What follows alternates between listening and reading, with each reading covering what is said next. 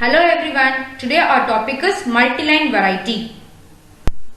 Multiline variety was first suggested in oats by Jensen in 1952.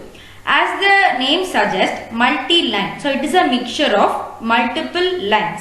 So the lines may be either an isoline or an isogenic line. That is, they differ only in a single gene. So when you grow a mixture of isolines or isogenic lines, the population would be similar in phenotype, but it differs in the genotypical character. That is, they have a different gene for a particular character under consideration. The character may be either a disease resistant character or an insect pest resistant character. As these lines are mixed together, they are completely compatible with each other, so they do not reduce the yielding ability of each other. Types of multiline. The multiline may be either a mixture of isolines or a mixture of closely related lines or a mixture of unrelated or distinctly different genotypes. This mixture of isolines. Here the isolines are developed by means of backcross method. So 6 to 10 backcrosses are carried out to produce 6 to 10 isolines, and their seeds are mixed together in equal quantity to constitute a multiline. Next is mixture of closely related line. Here the multiline variety is produced by mixing the seeds of closely related lines. So these closely related lines are developed from crosses having one parent in common. Next, a mixture of unrelated lines or cultivar. Here the pure line are developed by pedigree, bulk or SSD method, and their performance of each pure line is evaluated, and then the superior pure lines, each with different genes for resistance, are mixed together to constitute a multiline variety. Features of multiline. They are commercially used in self-pollinated crops like oat, wheat, soybean, groundnut and others, and it has genetic diversity. As it is a mixture of pure line, it is homozygous but heterogeneous population, so they are genetically diverse. And the resistant gene that is being transferred should be effective for a reasonable period of time.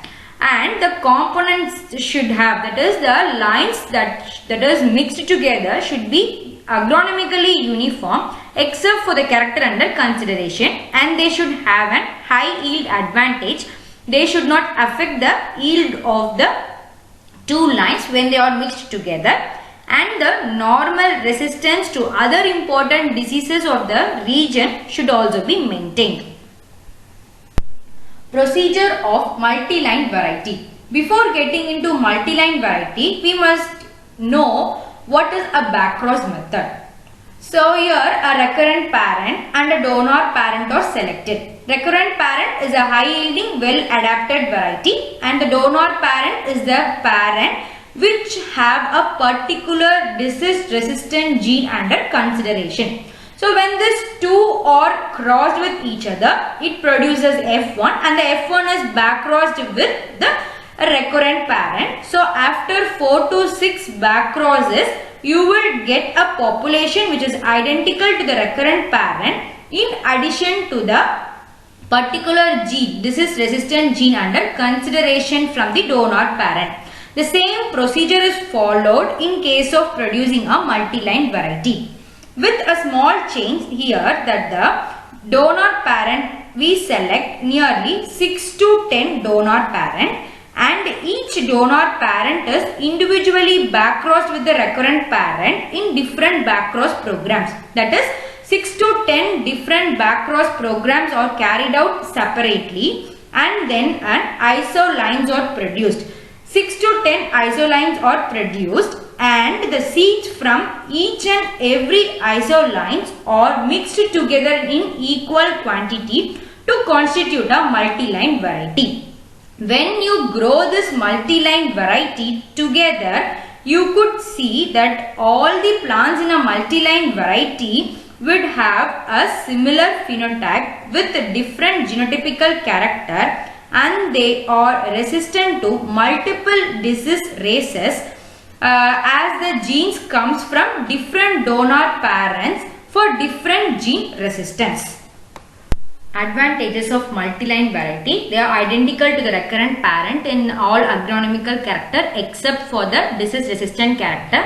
So the loss of cultivar is very low. As their disease resistant comes from different donor parents, the spread of disease will be low and the risk of homogenizing the pathogen population is also reduces. So this may increase the stability and optimize the production on the farm.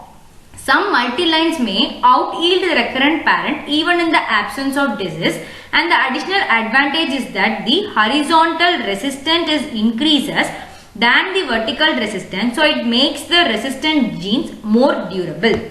Disadvantages of multi-line is that the seed should be replaced every few years.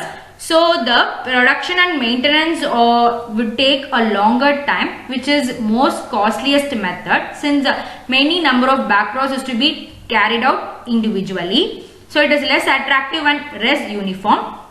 So it should be regularly reconstituted, that is the seed should be replaced and the new lines has to be developed continuously. So seed certification will possess a much more difficulty, and the possibility of new race of disease may attack all the lines of a multi-line variety. Thank you.